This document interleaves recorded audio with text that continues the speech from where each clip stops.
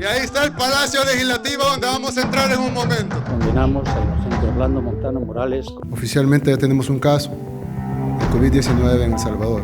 Es un capricho propio del ministro de Hacienda. Los bares están abiertos y las escuelas están cerradas.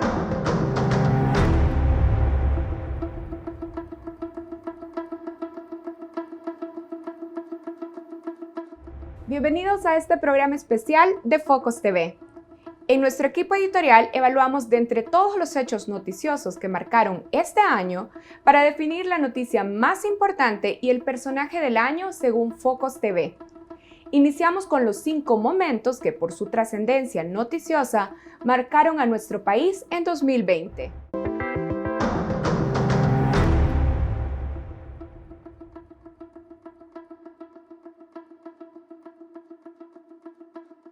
El 9 de febrero de 2020 marcó un antes y un después en el gobierno del presidente Nayib Bukele, cuando se tomó la Asamblea Legislativa acompañado de policías y de soldados armados. La toma militar generó diversas críticas en el país y a nivel internacional, además de intensificar las asperezas entre los órganos ejecutivo y legislativo. Recordemos este hecho en la siguiente nota.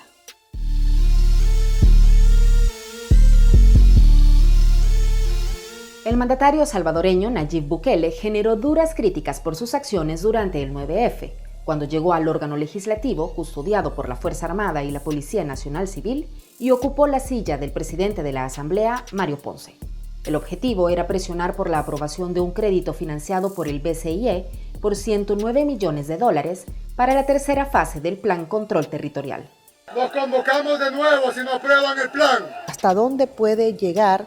En aquel momento, algunos analistas en Focos no dudaron en catalogar el hecho como un intento de golpe de Estado y señalaron que características de autoritarismo se reflejaron en las acciones de ese 9 de febrero, cuando no se respetó la separación de los poderes del Estado establecidos en la Constitución de la República.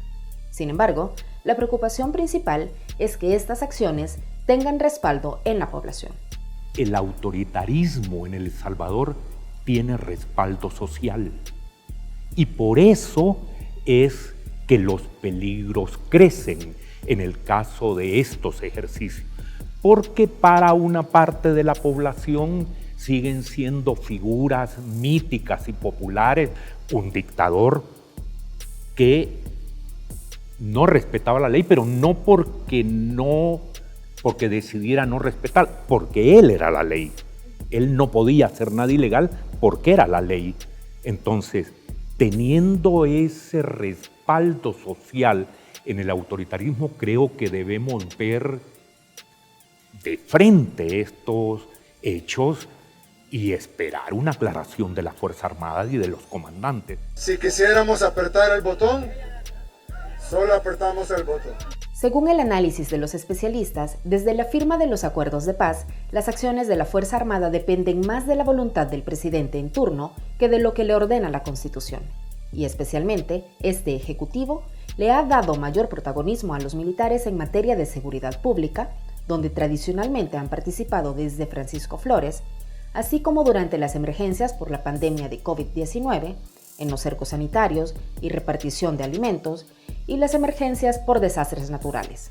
Los héroes, como la presidencia les ha catalogado en varias ocasiones, también han sido protagonistas de varios spots publicitarios gubernamentales. Porque estos no son actos jurídicos, ni son actos en defensa de la Constitución, son actos eminentemente políticos, porque lo que nosotros vimos este día 9 de febrero fue precisamente, yo no diría el inicio de la campaña, de la próxima campaña electoral, porque en campaña creo que estamos desde la elección anterior y no lo vamos a dejar, ¿verdad?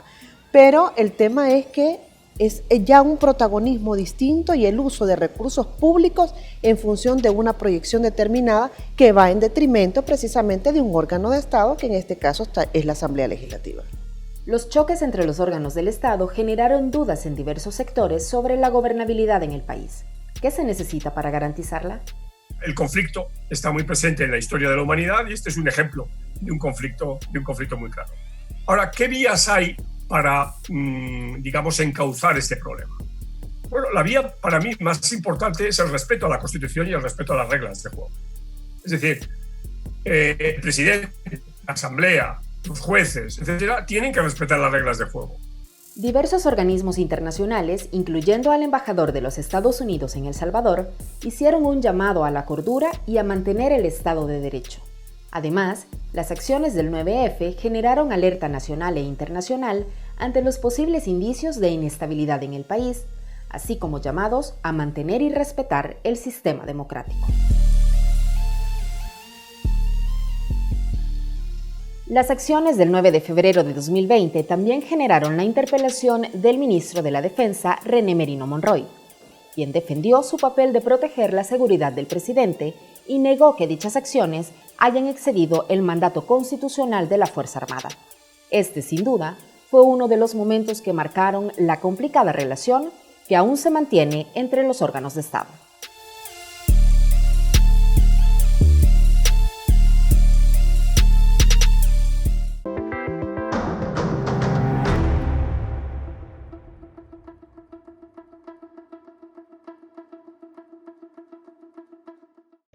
La llegada de la COVID-19 a El Salvador cambió el ritmo de la vida política, económica y social del país.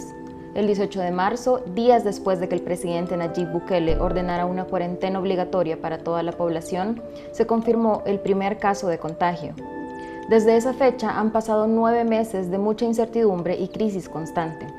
En Focos analizamos cada etapa del desarrollo de la pandemia desde la perspectiva de la ciencia y con el enfoque puesto en sus consecuencias para la vida de la población. Veamos los principales momentos de esta cobertura. El 13 de marzo de 2020 conocíamos poco del virus que se expandía por el mundo con rapidez. Y aunque no teníamos ningún caso confirmado, el presidente Nayib Bukele ordenó el cierre del aeropuerto. Las últimas personas en ingresar tuvieron que internarse por 30 días o más en centros de contención. Además, ordenó la suspensión de clases y el inicio de una cuarentena obligatoria. Las medidas lo que buscan en realidad es retrasar lo más que se pueda la entrada del virus. Este es un virus que se transmite por la vía aérea. Por lo tanto, es muy difícil cortar su cadena de transmisión. Es decir, a pesar de las restricciones en el tráfico internacional, es inminente que nos veremos afectados por el coronavirus. Y teóricamente es así. Teóricamente es cuestión de tiempo para que el virus llegue a todas partes del mundo, incluyendo a El Salvador.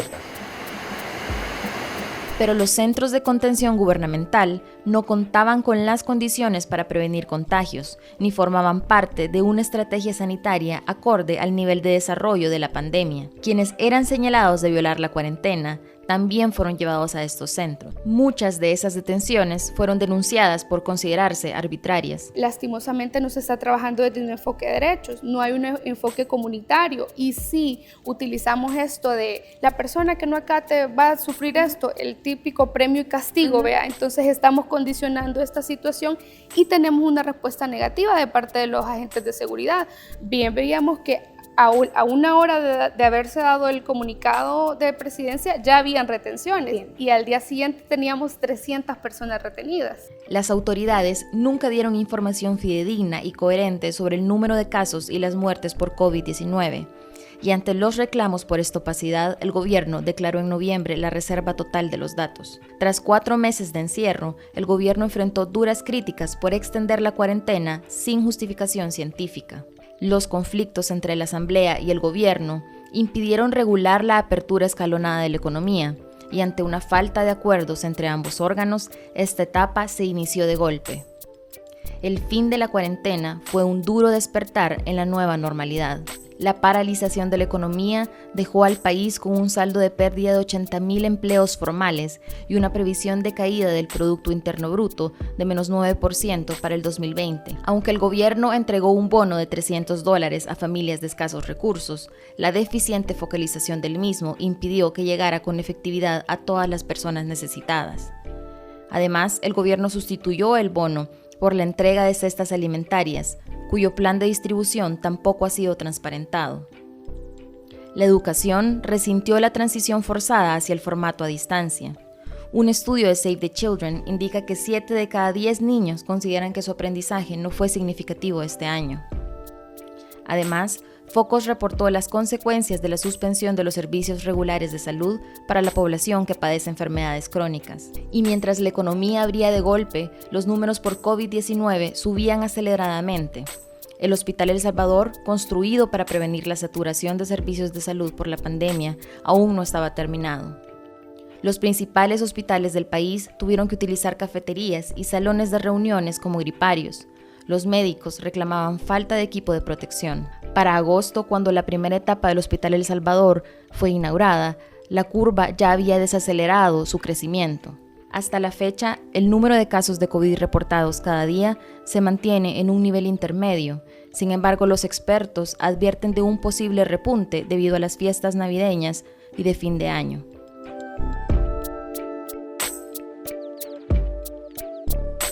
Las últimas noticias sobre los avances en el desarrollo de una vacuna preventiva brindan la esperanza de poder controlar la pandemia el próximo año.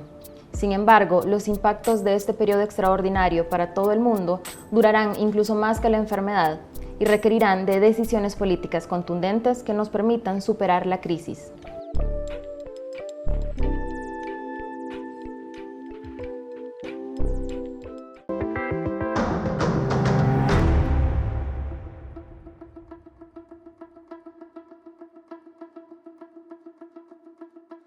Los ministerios de Salud, de Hacienda y de Agricultura, así como el FONAES, son algunas de las instituciones gubernamentales con señalamientos de corrupción que ya están siendo investigadas por las entidades correspondientes. Durante este año y sobre todo durante la emergencia por la pandemia, los casos de corrupción, posible malversación de fondos públicos, violaciones a la ley de ética y la falta de transparencia tuvieron protagonismo. A continuación, hacemos un recuento de los casos más emblemáticos.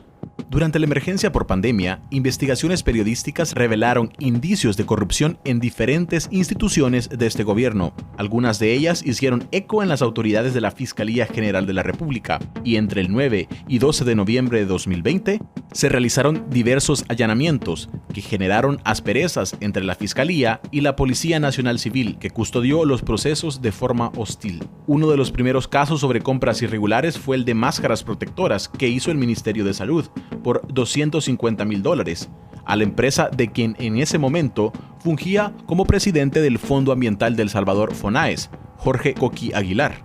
La revelación hizo que el presidente Nayib Bukele cesara del cargo al empresario y que el partido Nuevas Ideas le excluyera del proceso interno como aspirante a la alcaldía de Santa Tecla. El Ministerio de Salud y su titular, Francisco Alaví, fueron los sobresalientes en los casos ligados a posible corrupción, nepotismo y violación a la ley de ética gubernamental. En julio se conoció que Alaví firmó un contrato por $225,000 para la compra de botas de hule a una empresa de su familia, dedicada a la venta de repuestos para vehículos.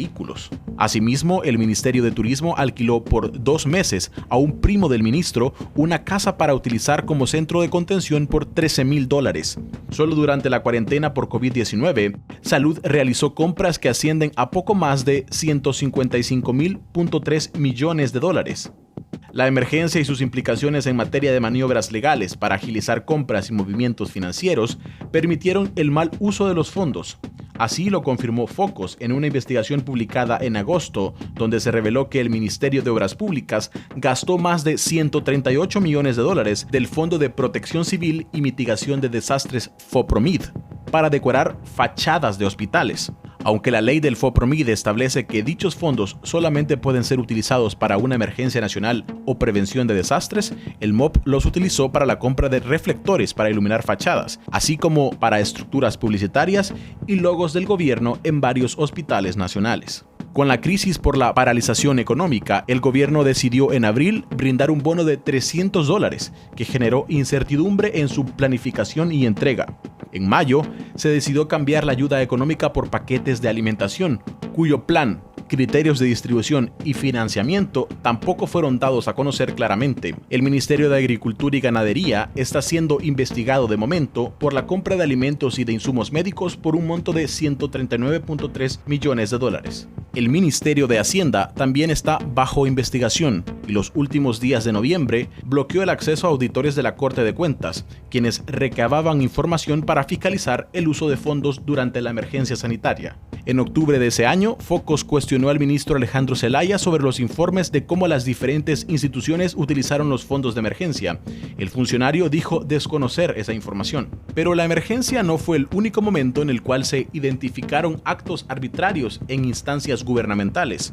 Una investigación de Focus también reveló que la Dirección General de Centros Penales manejó irregularmente entre septiembre de 2019 y junio de 2020 al menos $8.9 millones provenientes de fondos de familiares de privados de libertad a utilizarse en las tiendas penitenciarias. Ante una solicitud de información pública, Hacienda notificó que a junio de este año no tenía registros de los fondos por depósitos familiares en favor de los reos. Fue hasta julio cuando se depositó un monto mínimo, equivalente al 5% de los ingresos registrados para este rubro en centros penales. Esta fue la respuesta del director Osiris Luna en aquel momento. No hemos dado respuestas respecto a eso, en transparencia hemos manejado todo. Sí, pero... El bloqueo al acceso a la información pública, así como las declaratorias de información reservada sobre compras realizadas durante la emergencia, han sido la constante gubernamental ante el derecho de la población a conocer cómo se utilizan los fondos públicos. Las investigaciones siguen vigentes bajo la responsabilidad de la Fiscalía. La negativa del Ejecutivo a brindar información ha sido tal que luego de varios intentos por conseguir mayor control dentro del Instituto de Acceso a la Información Pública, el 14 de diciembre los 3 comisionados afines al gobierno, Ricardo Gómez, Roxana Soriano, quien compitió en las internas para diputaciones del partido Nuevas Ideas, y Javier Magaña, acordaron no grabar los audios de las sesiones del Pleno del Instituto, con lo cual se dificulta ahora aún más la Contraloría Ciudadana.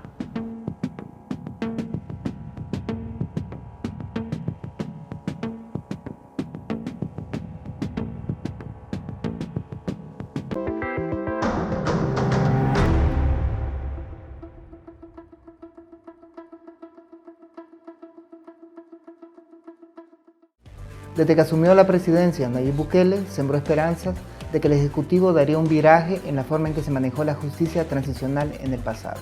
Pero el bloqueo a la inspección de los archivos militares por el juicio de la masacre del Mozote en septiembre y octubre de este año demostró que todo lo dicho quedó en promesas.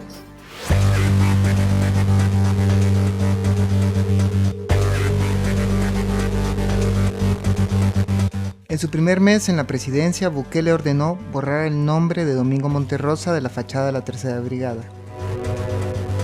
Destituyó al director general de Protección Civil, Jorge Meléndez, ligado al asesinato del poeta Roque Dalton. Y platicó en persona con los familiares de las víctimas de la masacre del Mozote, hecha por el ejército en diciembre de 1981. Con ellos se comprometió a cumplir la sentencia de la Corte Interamericana de Derechos Humanos, en lo que respecta a las acciones de reparación y reivindicación que debe hacer el Estado. Parte de esta sentencia obliga al país a que se garantice a los operadores de justicia y a la sociedad el acceso público a los archivos que contengan información útil para la investigación de graves violaciones a derechos humanos ocurridas en el conflicto armado. El mismo Bukele se comprometió en público a abrir los archivos militares a petición del juez de San Francisco Gotera, Jorge Guzmán, quien dirige la investigación de la masacre. Y nosotros estamos siempre en pro de la reivindicación y de conocer la verdad. Lo hemos dicho antes, lo hemos dicho ahora y lo hemos dicho después y lo estoy diciendo ahorita. Y si hay algún archivo que desclasificar, que esté clasificado y que ahí esté, pues evidentemente lo vamos a hacer. Más por la búsqueda de la verdad que por la orden judicial, aunque la orden judicial por supuesto que sería vinculante. Nosotros estamos por que se conozca la verdad en todo su espectro, de la A a la Z. Es más, si el juez no pide de la A a la F, nosotros vamos a hacer a la Z. No es que necesitemos una orden judicial para hacerlo. A pesar de lo dicho, Bukele, al igual que pasó con presidentes anteriores, negó la apertura de los documentos militares. La primera muestra de ello fue la negativa al Instituto de Acceso a la Información Pública y a la Universidad de El Salvador el 6 de marzo. A pesar del mal precedente, el 28 de agosto, Jorge Guzmán ordenó una inspección a diferentes instalaciones militares para verificar existencia o no de archivos, a realizarse a partir del 21 de septiembre de este año. Ese día, el Ministerio de la Defensa no cumplió con la orden judicial de Guzmán. El coronel Carlos Vanegas, jurídico del ministerio, denegó la entrada a las instalaciones del Estado Mayor Conjunto de la Fuerza Armada al juez y a su equipo. No están en el Estado Mayor Conjunto de la Fuerza Armada. Bukele defendió la actuación de los militares 3 días después. Yo pedí una búsqueda de nuestro gobierno y lo que hemos encontrado de los archivos del Mozote es esto que está aquí. Este es el 100% de documentos que hemos encontrado en el Estado Mayor Conjunto de la Fuerza Armada y en los cuarteles que se supone que pudieron haber participado o tenían algo que ver o pudieron haber tenido algo que ver en la masacre. Esto se le va a hacer una entrega oficial con acta al juez y se van a trasladar también a la Fiscalía General de la República. Los archivos los he desclasificado yo. El presidente no explicó por qué esta información no se envió antes al juez, cuando el juzgado la requirió al Ejecutivo en noviembre del 2019. En cambio, sin prueba alguna, vinculó la inspección judicial con un interés político electoral del FMLN para desacreditar a la Fuerza Armada. Aquellas 5 cajas de documentos solo contenían fotocopias de información que ya había sido enviada en el pasado. Al final, nada nuevo. La negativa presidencial no detuvo al juez Guzmán, quien continuó con la inspección e intentó ingresar a 5 instalaciones militares más: el Comando de Fuerzas Especiales en Ilopango, la Segunda Brigada Aérea en Comalapa, en La Paz, la Brigada de Artillería Teniente Coronel Óscar Osorio en San Juan Opico, en La Libertad, la Tercera Brigada de Infantería en San Miguel y el Destacamento Militar número 4 en San Francisco Gotera, Morazán. En ninguna de ellas el juez pudo ingresar. En noviembre, el juez del caso solicitó a la Fiscalía investigar a Bukele por bloquear la inspección de los archivos militares. Según los abogados particulares David Morales y Wilfredo Miranda, representantes de las víctimas en el caso, tanto Bukele como el ministro de la Defensa, Francis Merino Monroy, habrían cometido los delitos de actos arbitrarios e incumplimiento de deberes, entre otros. Por lo tanto, 39 años después de la masacre del Mozote, el acceso a la justicia y la verdad sigue siendo una materia pendiente para el Estado.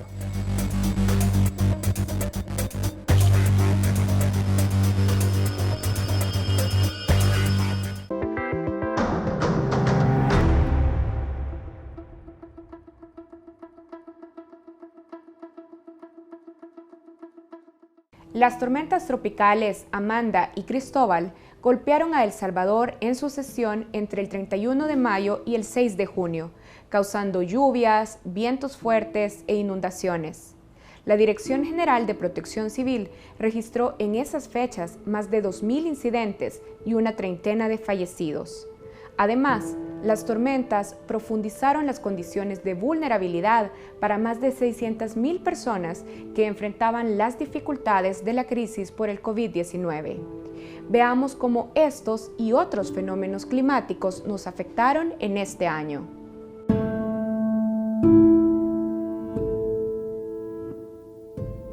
Las tormentas tropicales Amanda y Cristóbal provocaron en el país muertes, desplazamientos forzados, pérdidas de vivienda y aún más pobreza en las comunidades ya afectadas por el confinamiento obligatorio por la pandemia de COVID-19. Además, pusieron en relieve las debilidades del sistema de protección civil y prevención de desastres. La madrugada del 31 de mayo, la tormenta Amanda entró al territorio nacional causando desastres en todo el país. En reacción a la tragedia, esa noche, el presidente Nayib Bukele dio una conferencia bajo la lluvia en la comunidad Nuevo Israel, donde la tormenta provocó la muerte de una persona y destruyó decenas de casas. En esa ocasión, la prensa consultó a Bukele sobre las alertas que el Sistema Nacional de Protección Civil tendría que haber emitido para advertir el riesgo a la población y poder evacuarla. Bukele aseguró que se siguieron todos los protocolos necesarios. Sin embargo, hasta esa fecha, el Ejecutivo continuaba sin nombrar a los gobernadores departamentales. Los gobernadores son parte de la cadena de coordinación que debe tener el sistema de protección civil a nivel nacional, pero según dijo Bukele, esos puestos servían solo como macetas y se usaban para favorecer a amigos de expresidentes. Pese a que en esa ocasión se negó a nombrar gobernadores, en septiembre Bukele juramentó a los titulares de las gobernaciones de Cuscatlán, Cabañas, La Unión, Santa Ana, Sonsonate, San Vicente y Chalatenango. Todos los gobernadores designados son ex candidatos de su partido Nuevas Ideas, según reportó la prensa gráfica. Las lluvias siguieron golpeando a la población vulnerable el resto del año. El 1 de noviembre, 9 personas fallecieron en Nejapa por un alud de tierra que bajó desde el volcán de San Salvador. Este deslave puso aún más en evidencia la debilidad del Sistema Nacional de Protección Civil. El periódico digital El Faro reportó que la alcaldía de Nejapa no tuvo información oportuna sobre las alertas emitidas por el Ministerio de Medio Ambiente.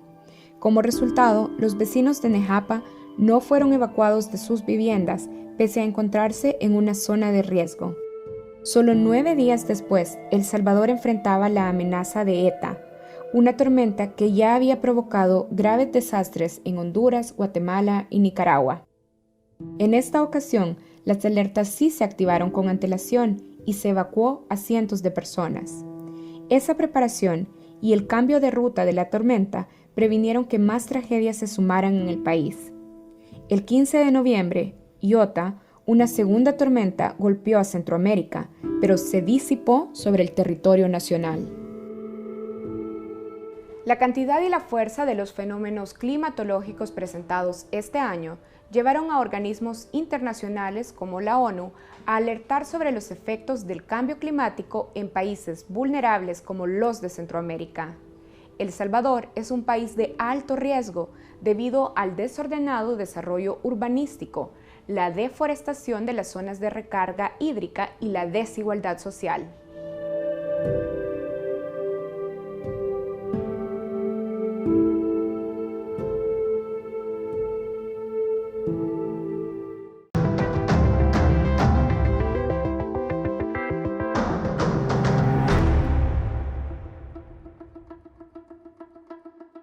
El viernes 11 de septiembre de 2020, 31 años después de la masacre de la UCA, la Audiencia Nacional de España condenó al ex viceministro de Seguridad Pública Inocente Orlando Montano a 133 años de prisión por los asesinatos de 5 jesuitas españoles. Por su trascendencia en justicia transicional, el equipo de Focos considera este acontecimiento como la noticia del año. Por la autoridad que nos confiere la Constitución española y vistos los artículos citados y demás de general y pertinente aplicación, hemos dictado sentencia por la que fallamos, que debemos condenar y condenamos a inocente Orlando Montano Morales como responsable en concepto de autor de 5 delitos de asesinato de carácter terrorista. Así, a más de 8.000 kilómetros de distancia, Montano es el único militar salvadoreño de alto rango condenado por un caso de graves violaciones a derechos humanos durante la guerra, después de mucho tiempo de buscar justicia en El Salvador.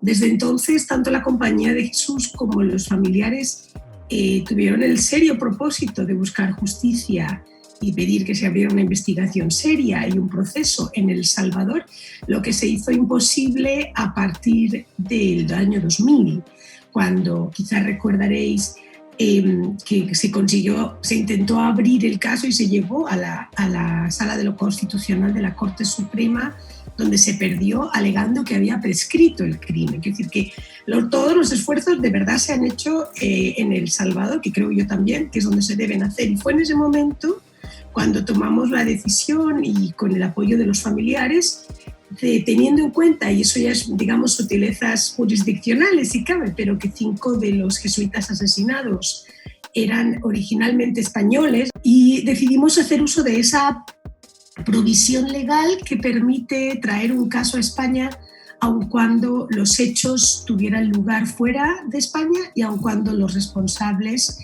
no sean españoles. El proceso en España contra Montano tardó en concretarse más de 12 años. Inició con una querella criminal que buscaba justicia por la masacre cometida el 16 de noviembre de 1989 por un comando del batallón Atlacat del ejército, que asesinó a los 6 sacerdotes jesuitas y a 2 mujeres.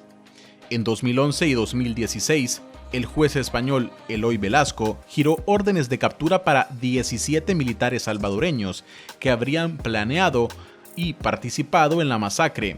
La Corte Suprema de Justicia del país negó la extradición de los mismos.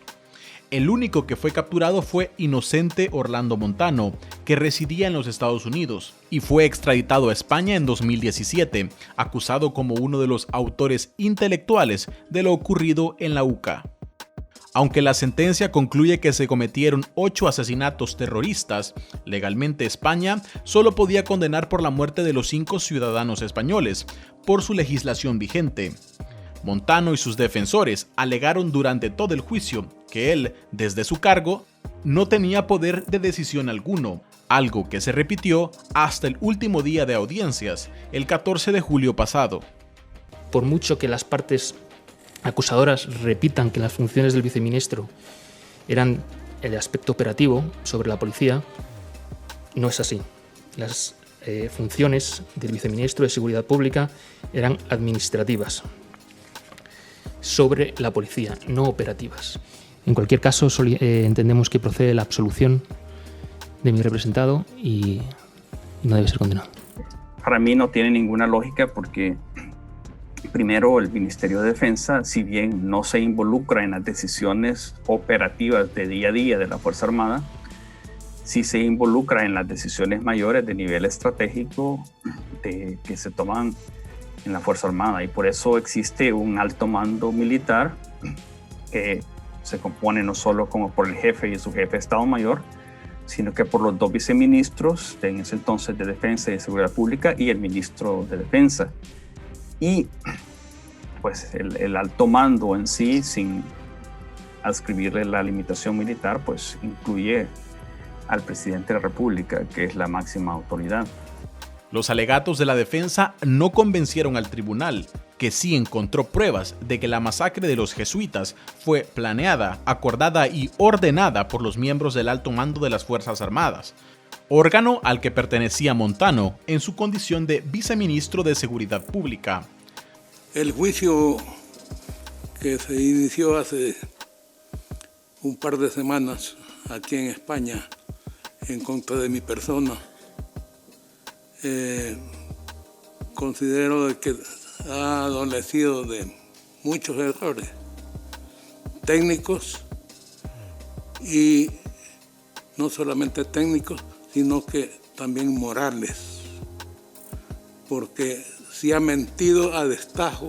A pesar del descargo hecho por Montano, quien durante el proceso defendió a sus superiores, el tribunal español determinó que este era un caso de terrorismo desde el Estado, donde los hechos se perpetraron con alevosía por el alto mando salvadoreño, compuesto por el entonces presidente de la República, Alfredo Cristiani, miembros de la promoción militar conocida como La Tandona y otros altos cargos del Estado salvadoreño. Muchas de esas versiones que se han dado sobre el conflicto, pues fueron ocasionadas no por un plan preconcebido o que se tuviera intención o deseo de asesinar a los padres.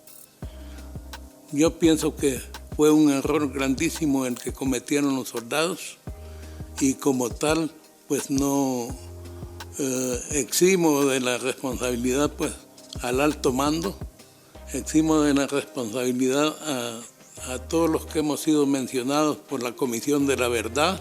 El tribunal, después de casi 2 meses de deliberación, dio a conocer su veredicto.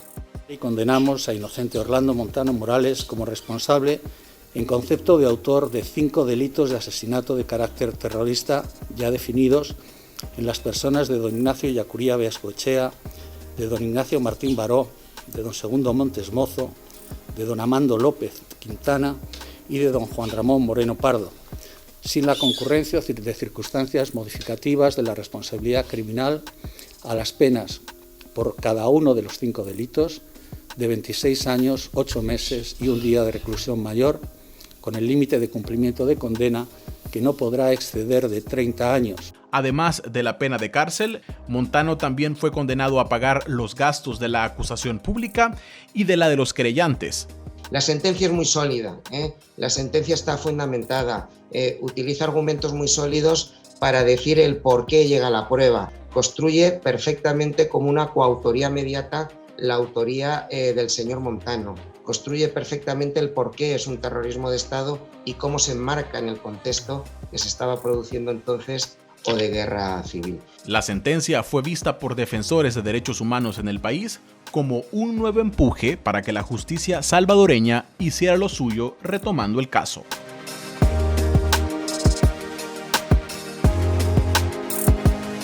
En El Salvador, la justicia ya había dado un giro en el sentido contrario. El 8 de septiembre, 3 días antes de la sentencia de Madrid, la Sala de lo Penal de la Corte Suprema de Justicia resolvió que el caso de la masacre de la UCA no sería reabierto en el país. El 29 de octubre, más de un mes después, la resolución se hizo pública. Encontrar justicia para los responsables de estos casos aún no es posible en El Salvador.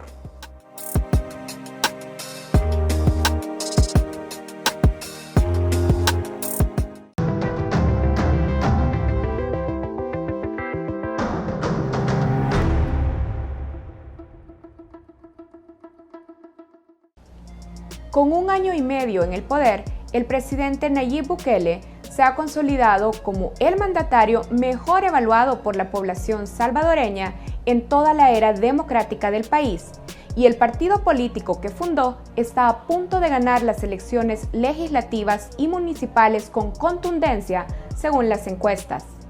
Pero en 2020, en medio de la pandemia por COVID-19, también se ha consolidado como un presidente que rechaza los controles institucionales, el escrutinio de la sociedad civil, transgrede los derechos humanos y ha otorgado más poder político a la Fuerza Armada. Por esto, el equipo de Focos decidió designar al presidente Bukele como el personaje del año. ¡Atención presente!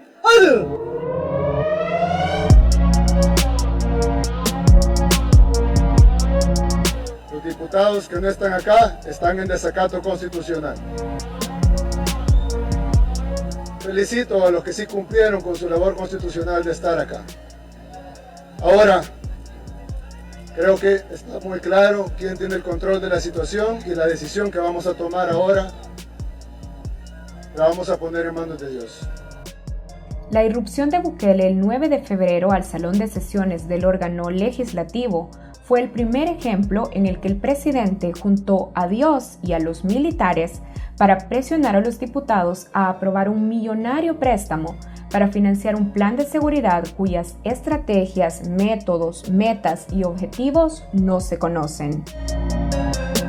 Bukele encontró en una lectura antojadiza de la Constitución, como luego se lo haría ver la Sala de lo Constitucional, la facultad para liderar una cruzada que coqueteó con tomarse por la fuerza definitivamente el Congreso.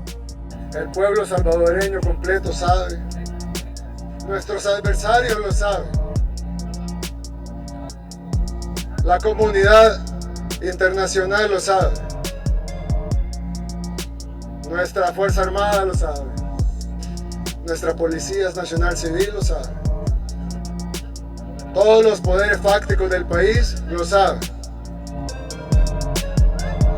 Si quisiéramos apretar el botón, solo apretamos el botón.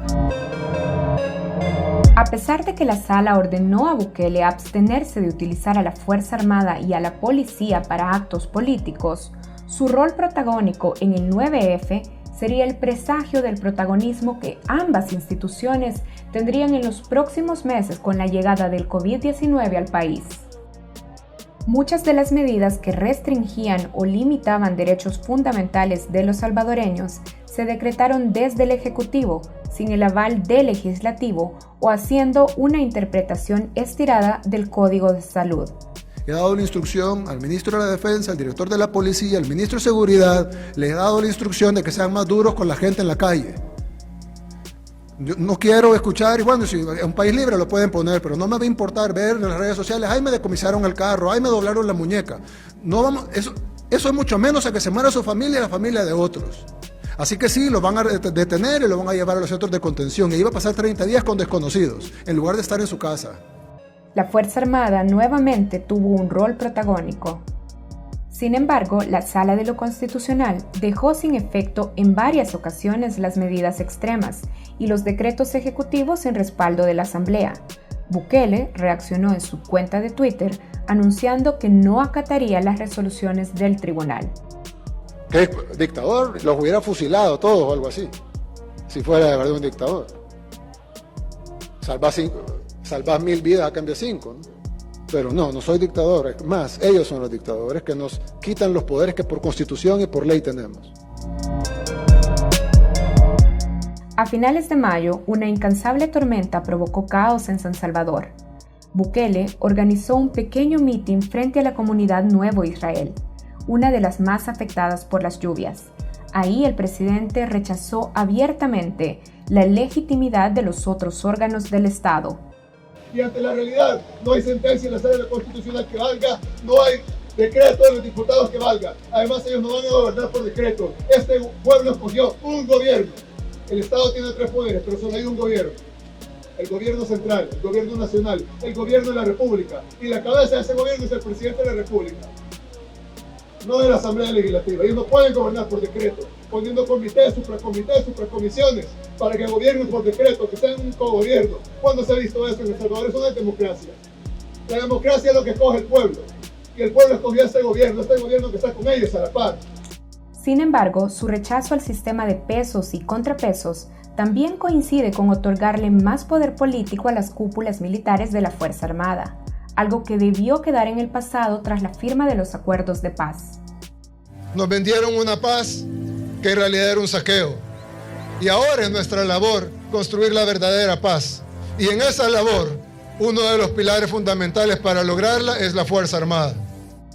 La Fuerza Armada ha sido ocupada por Bukele para contrarrestar cualquier emergencia, aunque existan autoridades civiles facultadas para combatirlas, como en el reciente anuncio presidencial sobre la distribución de la vacuna contra el coronavirus, en cuya logística participarán los militares.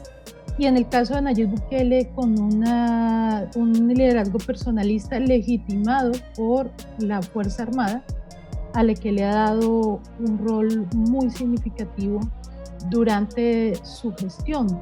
Los militares, a cambio, reciben su recompensa: halagos, reconocimientos, protagonismo en eventos públicos ajenos a su naturaleza y más dinero para su presupuesto. La diferencia es que antes la Fuerza Armada estaba abandonada y ahora ya no. La diferencia es que ahora la Fuerza Armada tiene un comandante general que no permitirá que le quiten $30 millones a su presupuesto, sino que más bien incrementará el presupuesto de la Fuerza Armada. Yo les juro a ustedes que voy a luchar hasta donde dé mi aliento y hasta donde se me permita para el bienestar de esta gloriosa Fuerza Armada. A pesar de estas posturas de rechazo al sistema democrático que incluyen ataques a la prensa crítica e independiente, a pesar de la negociación con la pandilla MS para reducir homicidios y los renombrados casos de corrupción de su gobierno en medio de la pandemia, el presidente Bukele continúa siendo muy popular. Nayib Bukele creo que se ubica bien en un concepto que se llama los presidentes teflón y que consiste, es un concepto utilizado mucho en Colombia y Estados Unidos para referirse a presidentes que, a pesar de las crisis, de los escándalos, de las problemáticas que atraviesan, pues continúan conservando altos índices de favorabilidad. La gran pregunta de estos presidentes teflón es, bueno, ¿por qué a pesar de las crisis, por qué a pesar de las dificultades conservan estos altos índices? Habría mucho que señalar, pero yo destacaría 3 elementos. Generalmente estos presidentes tienen un modelo de comunicación centralizado, vertical, con un discurso bastante confrontativo. También manejan este tema de decir no más discursos, no más palabras, no más debates, lo que importa son las acciones, ¿no? La popularidad de un presidente le da espacio, justificación, lo legitima para hacer y deshacer, hacer lo que se le antoje, simplemente porque es popular. La respuesta evidentemente es no, salvo en una dictadura. En un sistema democrático de gobierno existen unos parámetros que hay que respetar, independientemente de la popularidad que pueda tener el gobernante de turno.